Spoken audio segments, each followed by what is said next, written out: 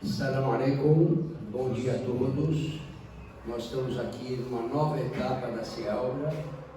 Estamos comemorando a data nacional do livro, que é 22 de novembro. Então nós estamos com esse workshop aqui na CIELBRA, com palestras e alguns cursos que nós vamos apresentar aqui durante as palestras.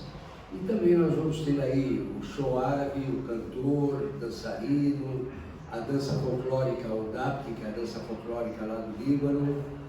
E é uma apresentação para todos da CIELBRA. Nós já estamos aqui há alguns anos. Passamos a pandemia, não estamos recomeçando. Nós estamos, na verdade, começando a CIELBRA, uma nova CIELBRA, uma nova etapa da CIELBRA. Daqui para frente nós vamos ter aí a oportunidade de oferecer cursos ecléticos, os mais diversos cursos, e nós estamos preparados também para promover cursos, principalmente o curso de língua árabe, que nós já vamos promover presencial, híbrido, online, e também nós vamos começar a ter professores para dar aulas particulares de árabe para pessoas interessadas. E a língua árabe hoje está num momento muito bom, principalmente por causa do Brasil, a parte de produção agrícola e de animais, e o abate halal. Então o Brasil já começou há alguns anos com o abate halal, providenciando carne para os países árabes e muçulmanos. Quer dizer, tem muitos países que são muçulmanos. A Indonésia, por exemplo, a população da Indonésia é maior do que todos os países árabes. E é uma possibilidade muito grande, e o Brasil agora, espero que com um novo eixo, um novo concerto mundial, que a gente continue preservando a nossa soberania e continuamos preservando a nossa maior riqueza, que é a água e a Amazônia. Nós só temos 1% de água potável.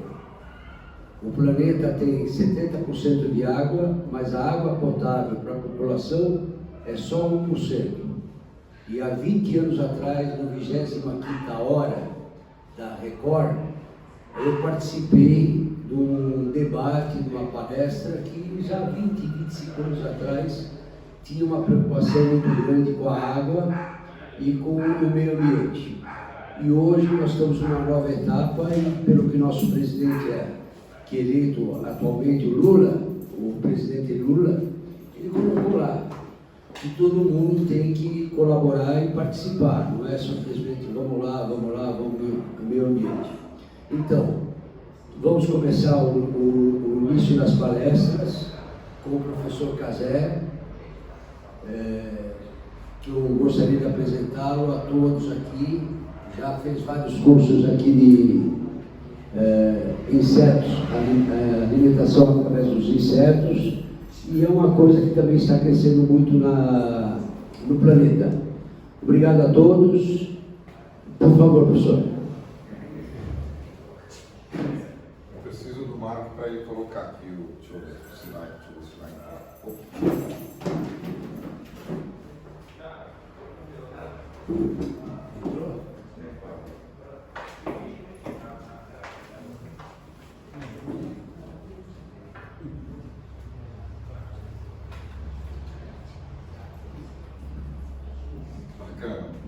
Bom dia a todos, obrigado por vocês estarem presentes nessa palestra.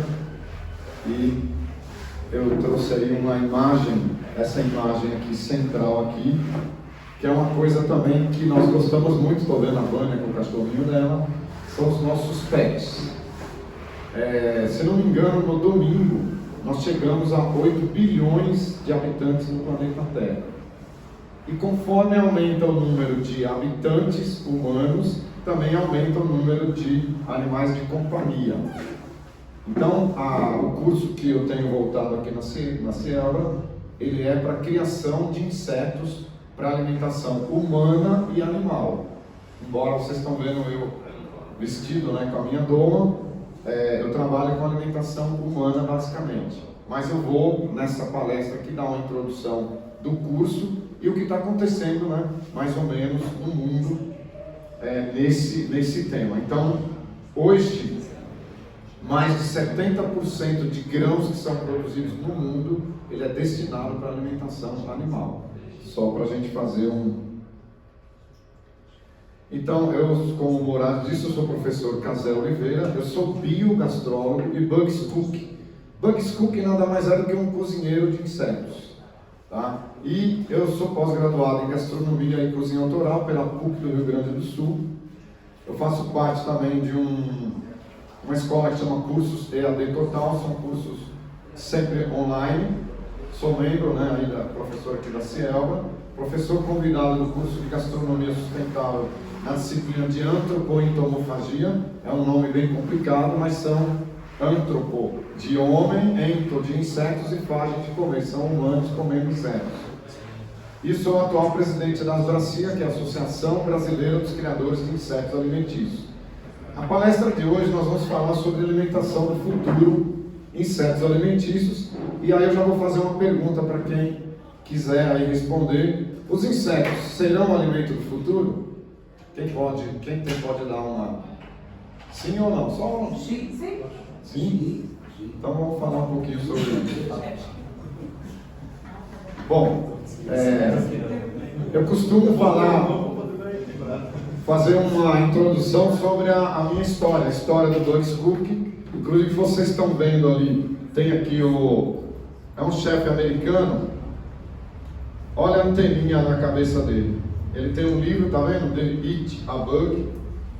Ele é um dos primeiros, vamos dizer, chefes que trabalharam de maneira na alta gastronomia, vamos dizer assim, com insetos alimentícios. E eu me inspiro muito, né? Ele é o The Bug Chef e eu sou o Bugs Cook. Então, a minha história do Bugs Cook, ela começa quando eu era criança. Eu morava numa região em Minas Gerais, vim para São Paulo muito pequeno, mas era uma região de consumo de tanajuras. Todo mundo já deve ter ouvido falar, que é uma formiga. E, por incrível que pareça, morava em São Paulo também se consumia tanajura. Quando eu vim de Minas para cá também, eu fui para Santo André, também tinha o consumo de tanajura. Ela era amplamente difundida, e a gente também comia, além de tanajura, outras formigas e também grilos. Eu já venho da minha infância trabalhando com isso. No interior de São Paulo também come. Sim, olha aí, ele levantou no interior de São Paulo. Tem vários interiores que comem, mas nós temos em São Paulo, um lugar que é conhecido como Vale das Tanajuras, que é o Vale do Paraíba. Inclusive, quem quiser experimentar, lá tem um restaurante em Silveiras que tem tanajura o ano inteiro. E aliás, eu também trabalho com isso, né? Quem tiver interesse, né? E aí eu vou começar mostrando o quanto eles são bons para nós e como eles podem contribuir, como o Morales falou ali, para a nutrição animal, né? Afinal, também todos queremos o melhor para os nossos pets. E garanto para vocês que todos os brasileiros e habitantes também do planeta Terra se alimentam de produtos industrializados. Quem vive em cidade, a grande maioria do que a gente se alimenta vem de produtos industrializados. Leite em caixinha, suco em caixinha, tudo industrializado. E todos esses produtos, né, quem se alimenta, bolachas, iogurtes, se alimentam de insetos alimentícios. Eu vou colocar aqui alguns exemplos aqui, ó. Alguém come, por exemplo, algum desses produtos aqui? Gelatina. Não? Queijo. Tem uns que estão falando que não. Queijo, iogurte. Queijo, gelatina, iogurte. Nada disso. Geleias, sucos, tá? Ó, sorvetes. Sorvete sim, mas tudo de cachorro. Né? Alguma coisa industrializada, maçãs, frutas em geral. Aqui, ó, tem uma da Associação dos Produtores, Associação Brasileira dos Produtores de Maçã. Ela coloca lá, cera em frutas como maçã serve para proteção e não faz mal à saúde. Essa cera, ela vem de insetos alimentícios, tá? É uma proteção e mesmo que você lave, né, você está comendo. E tem algumas outras formas também. A gente come, todo mundo que come grão, amendoim, tudo tem ovos de insetos. Só que eles são basicamente imperceptíveis. Nós comemos eles todos os dias e ninguém nunca falou isso para vocês, tá? Eu coloquei aqui, tá vendo? Isso é feito de farinhas. Você pode comprar, olha, eu compro, gente, na zona cerealista, farelos, um monte de coisa, chega em casa, de repente aparecem umas, né? Aí da onde vem isso, né? São os ovos. Isso são feitos, né? Isso é feito de duas formas. Nós chamamos de traços inevitáveis, tem uma RDC de 2014 da Anvisa que fala isso, e os principais órgãos mundiais, que é o FDA americano, o EFSA, que é a European Food Safety Authority, que é de toda a comunidade europeia, a Anvisa e outros, né?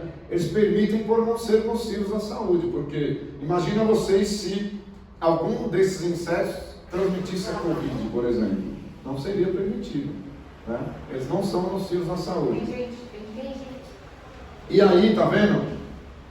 E na forma de ingredientes ou aditivos, né, com 3 produtos de insetos liberados pela Anvisa, que é o Querria laca, que vem, né, a própria cera de abelha, e esse Dactylopius coccus, que é nada mais, nada menos do que o que vocês, como eu falei, os corantes que a gente tem nos alimentos, que são aditivos, e lembrando que não são corantes químicos, vêm de insetos, são orgânicos, então são muito melhores para a saúde do que você pegar algo sintetizado e comer, né?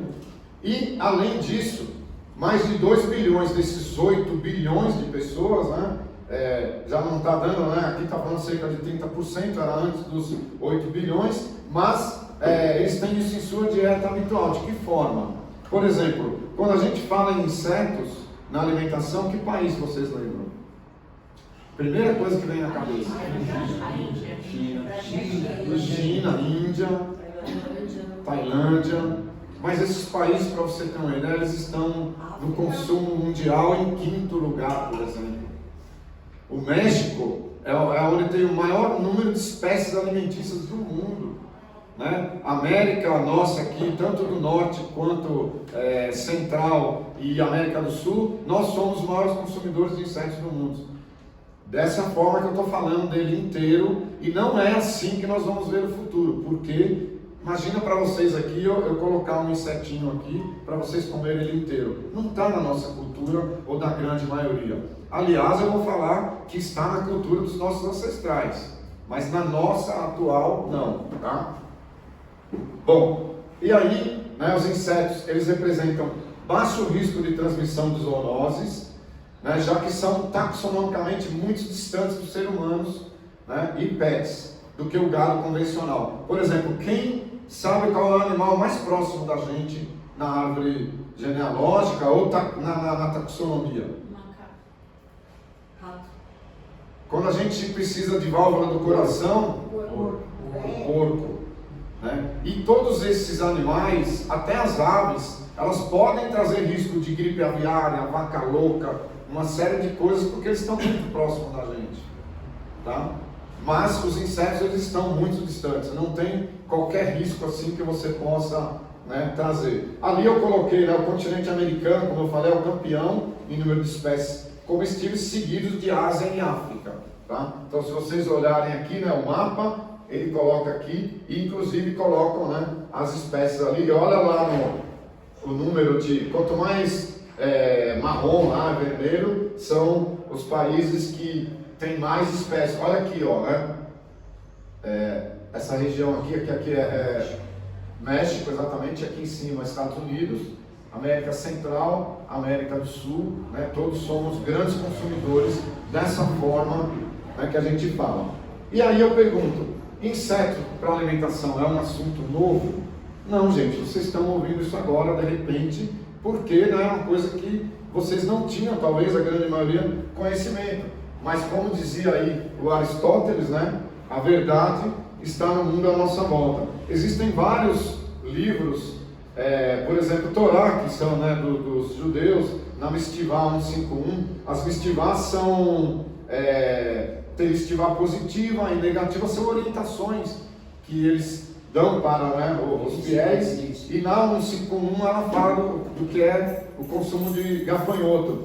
Por exemplo, na Bíblia fala, né, em Mateus, Marcos, no Levítico, que é o Velho Testamento, e também aqui, né, O maná, o pão do céu, ele é um subproduto de insetos também.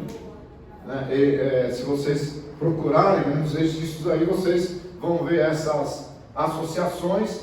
E aqui, por exemplo, nós temos cartas jesuíticas, que são informações e fragmentos, né, do padre Joseph de Anchieta, que ele enviava para Portugal nesse período de 1554 a 1594.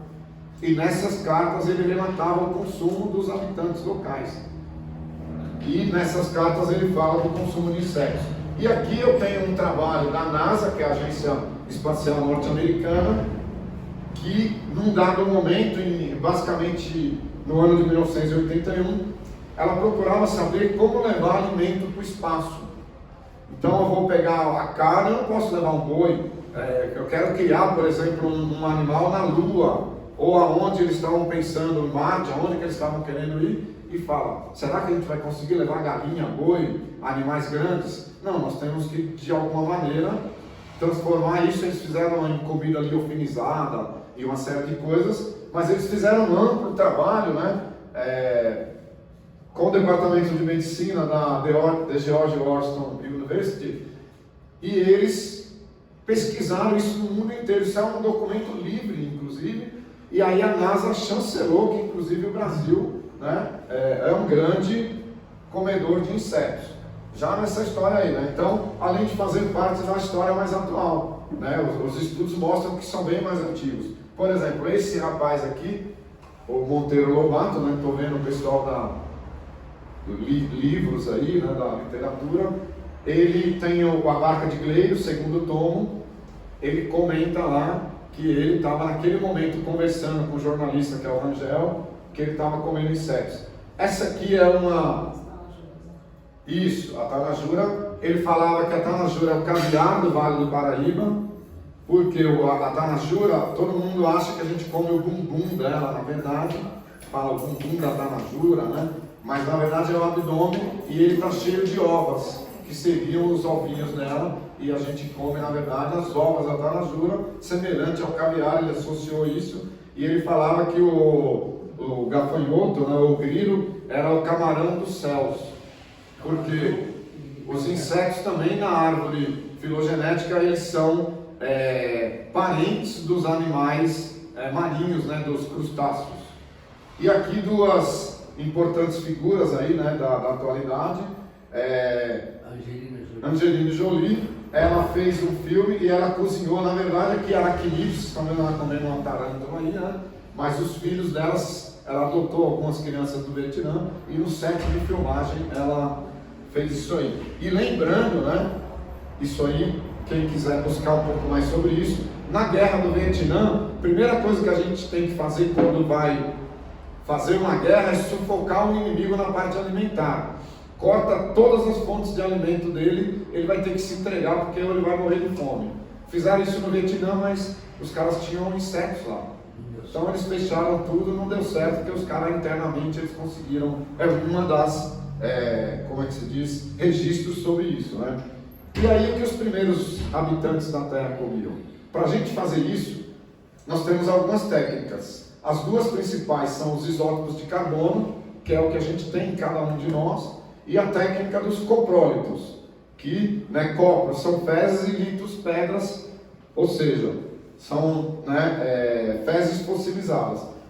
Nos isótopos de carbono, a proporção, né, de isótopo do elemento, ele permanece imutável em rocha, na terra, na água, nas plantas, e eles são incorporados à nossa alimentação ao carbono. O carbono é o elemento, né, principal, né, dos seres vivos. E também, né, como no caso de rochas também.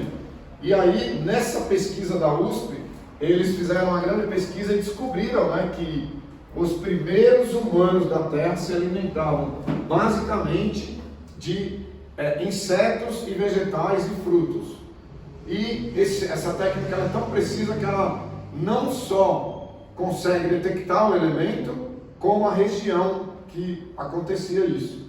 Então ela é muito utilizada, né? E aí, ó, dentre os elementos mais utilizados na caracterização geográfica, como eu falei que é a região, os isótopos de carbono refletem principalmente a dieta dos animais, incluindo os animais humanos. Bom, e aí, os insetos, nós acreditamos que o ser humano, ou tem lá o planeta dos macacos, né, que é uma brincadeira, ou dos seres humanos, mas não. Os humanos representam, os insetos representam o maior grupo de animais do planeta. Na verdade, o planeta é dos insetos. Sem eles, nós nem estaríamos aqui, porque eles polinizam a maior parte de tudo daquilo que nós comemos. Então, existem registrados cerca de 2.000 espécies que já foram catalogadas para alimentação. E aí, eu vou trazer um pouco aí do uso dos insetos na alimentação humana, como alimento principal, né, insetos inteiros ou processados. Então, aqui eu tenho algumas fotos aí, por exemplo, né, duas situações diferentes. Tem uma rede que chama Ento lá na Europa, que ela traz dessa forma aqui, que seria muito mais agradável para a gente do que dessa forma aqui. Né? Que só os mais corajosos que vão, e olha, eu quero ele dessa forma aqui. Mas isso já está na alta gastronomia. Né? Então, se você olhar aqui, por exemplo, também, né, como eu mostrei algumas lá, eu posso trazer isso aqui de uma maneira bem agradável, né? Porque a gente também come com os olhos. Quando você vai comer alguma coisa, você olha o aspecto dela, você fala, opa, isso aqui eu não quero de alguma forma. Mas se você trazer em forma, né, que a gente fala de farinha, por exemplo, o ser humano ele gosta de vantagens, né? Então os insetos eles têm muitas vantagens, principalmente para atletas. Quem quer emagrecer, por exemplo, e ter rendimento esportivo, eles são muito indicados. E aí, tá vendo? Você faz um produto, eu já até trouxe aqui bolo com farinha de grilo, e você vai ter um aporte nutricional tremendo com isso. Né? E também através de subprodutos como corantes, óleos, farinha, quitina, quitosana, taurina. Acho que, não sei quem toma Red Bull aqui, né? Mas Red Bull tem taurina também. E em cosméticos e uso farmacêutico. Então, quem usa qualquer tipo de cosmético para pele, né, tanto homem quanto mulher, ele de alguma forma ele está usando produtos com insetos. E também você fala, pô, não, eu não comeria, eu como carne de boi, eu como frango. A grande maioria deles estão sendo alimentados com insetos hoje. E aí volta no isótopo de carbono, só faz a transformação do inseto para aquilo que você vai comer. Tá? E aí, chefes, né, principais que utilizam em seus pratos. Eu vou trazer aqui, acho que eu trouxe nomes aqui que todo mundo acho que deve conhecer. O chefe Alex Atala, foi meu professor. Ele simplesmente pegou uma formiga da Amazônia, cortou um cubinho quadrado de abacaxi e colocou em cima e vendeu a R$200 no seu restaurante. Mas não é só isso que ele fez, gente. O Alex Atala, primeiro, que ele levou a gastronomia brasileira para o mundo. Ninguém sabia o que era comida brasileira ou gastronomia brasileira na alta gastronomia. Era uma comida lá normal. E o fato de você ter essa ousadia e levar essa questão para o mundo é sensacional. Essa mulher aqui, Dona Brasil, tem até um livro dela. Quem tiver interesse, Dona Brasil, ela tem um restaurante lá em São Gabriel da Cachoeira, que é lá na região amazônica. E ela, a vida toda, ela foi cozinheira e cozinhou formigas.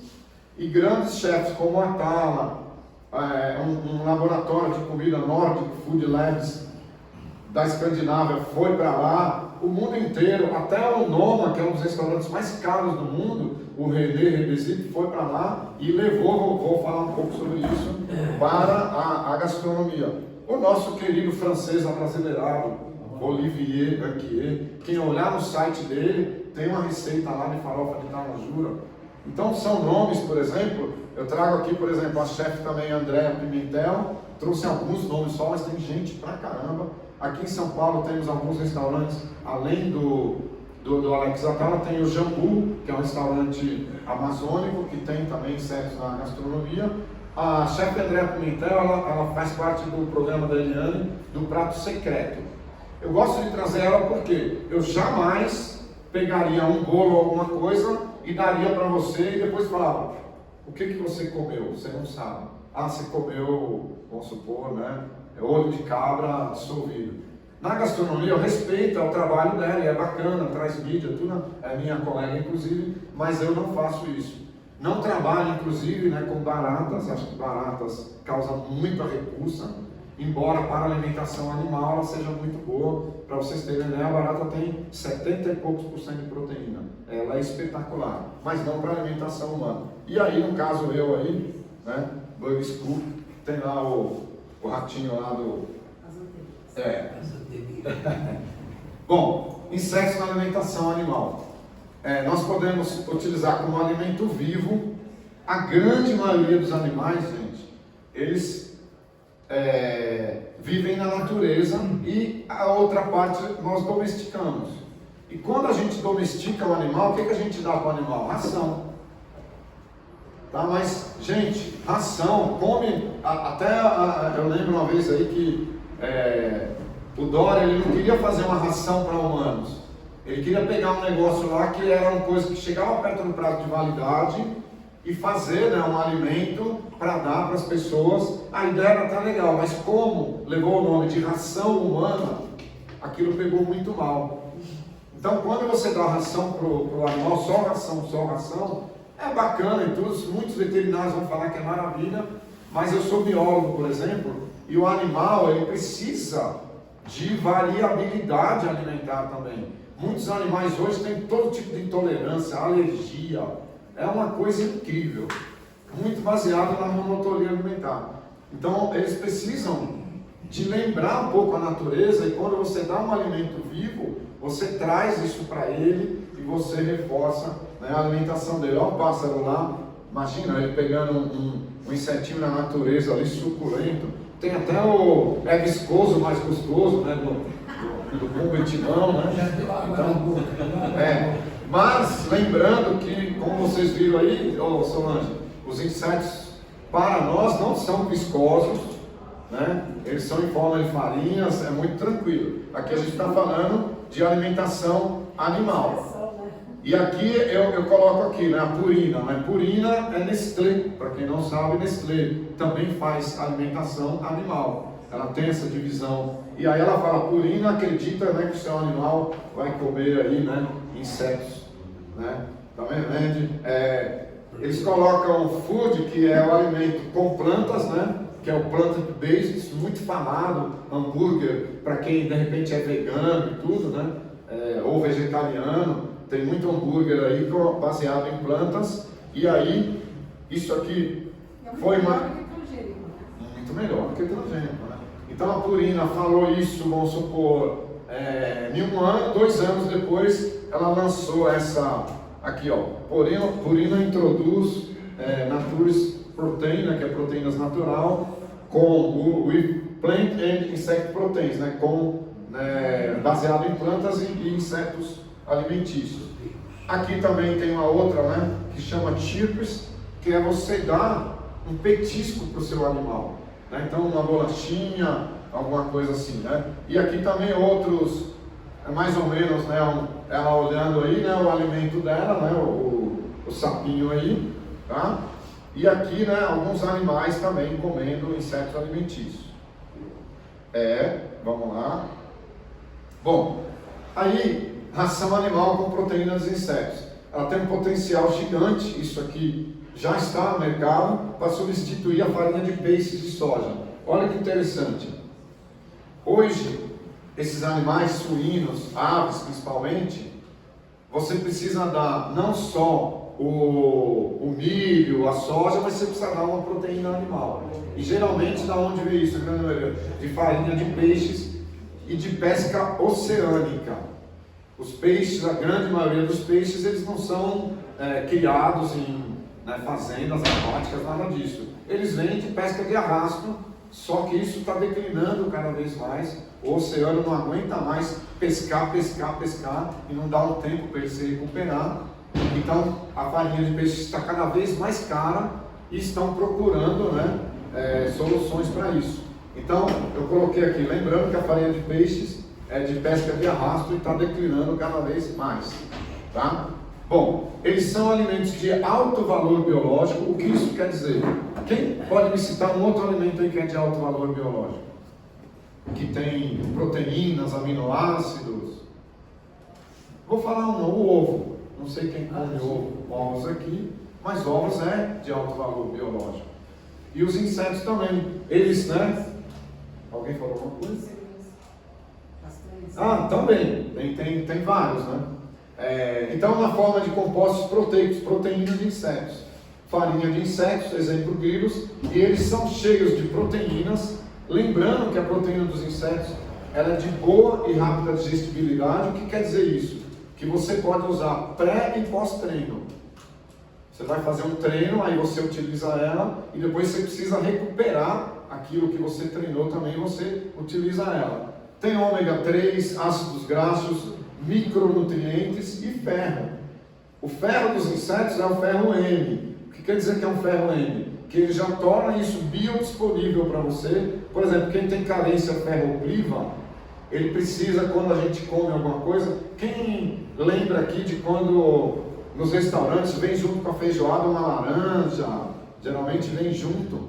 E por que isso? Né? Tem um porquê, né? Por causa você precisa, quando você vai introduzir um alimento como feijão preto e tudo, né, os antigos davam uma laranja, alguma coisa, para você poder, a vitamina C é um cofator para poder assimilar o ferro. No caso dos insetos, não, ele já torna biodisponível para você. Alguém tem alguma pergunta? Pode ficar à vontade aí, tá, gente? Então aqui ó, a gente tem também, como a bolachinha dos cachorrinhos, a gente tem, né, cookies aí, bolachinhas para humanos. Tem também aí, né, pão sovado aí também com farinha de grilo. Não preciso dar um inseto inteiro para você, né? É difícil para a grande maioria das pessoas assimilar isso. E aqui tem essa empresa americana, Chapul, que ela traz ali, ó, Aztec Bar, que é tipo como se fosse uma barrinha, Chaco Bar e Thai Bar, né? Lembrando aí, acho que é Tailândia, os mexicanos aí. Porque os cowboys, eles têm uma mania de levar como se fosse um pedaço de carne ou uma barrinha para ele comer no meio do caminho, né? Tem uma região lá onde está a Chapul que eles têm esse costume. Aí eles fizeram essa barrinha aí para a pessoa, em vez de levar carne, por exemplo, que é uma carne seca, uma carne de sol, levaria a barrinha dos insetos para você conseguir introduzir isso no mercado, né? Bom, vou falar aqui do mercado brasileiro, cenário para os próximos 10 anos. Como eu falei, com o crescimento de número de animais de estimação, né, cresce o número de humanos, cresce o número de animais de estimação. Há um aumento na demanda por insetos alimentícios, inclusive com vários cases aí que a gente fala que eles são empresas, né, de alimentação naturais, que é quase como semelhante a uma hibernação que ele dorme. Então, aqui, nessa biofábrica, por exemplo, aqui, ele tem uma câmara fria, ele leva os animais para a câmara fria, fechou a câmara fria, diminuiu a temperatura, eles dormem, aí você congela eles, e depois de congelado você leva, ferve eles, e depois leva para a desidratadora. Então, essa é a forma de abate que a gente mais recomenda, inclusive por questões de... Tem pessoas ainda, né, que falam do bem-estar animal, não sei o que, se vai abater um boi, já bate logo, não fica com aquele sofrimento todo, para sofrer o mínimo possível, né?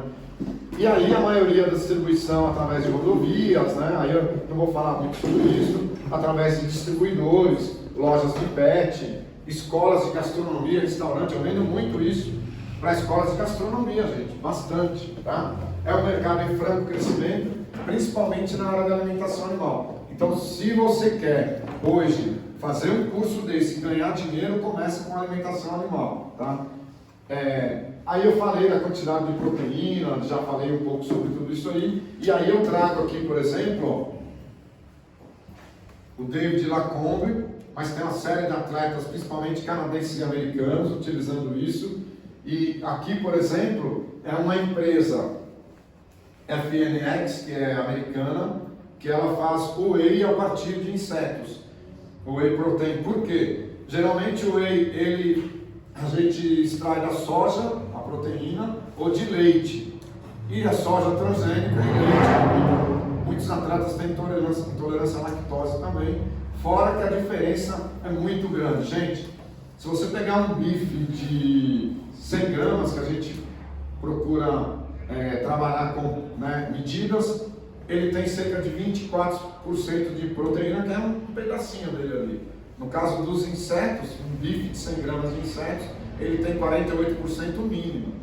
tem 60%, é incrível, né, a capacidade deles. E aqui, ó, só para vocês terem uma ideia, comparando aí, né, o percentual de proteína, carne de boi 24%, de porco 24%, frango 23%, a tanajura que eu falei tem 43%, gafanhoto 52%, ó, vespa 53%, mosca, quem comeria mosca? É difícil, né, gente, comer mosca, né?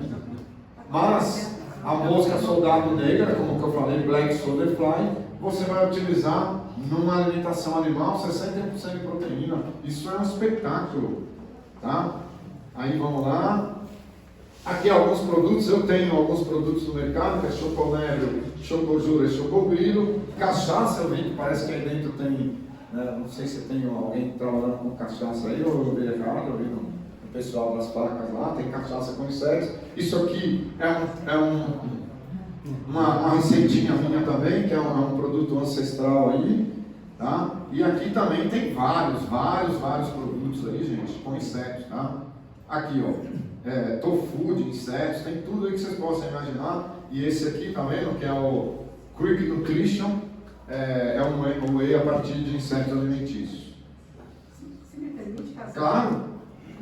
Você mostrou ali a degustação, né? Nós fizemos uma vez degustação, um curso com degustação aqui no Rio, e aí o pessoal veio, alguns porque já tinham curiosidade a respeito disso. Eu me lembro de um casal, a namorada falou assim, não, eu como, eu quero comer, quero experimentar, e o namorado falou assim, não, de jeito nenhum.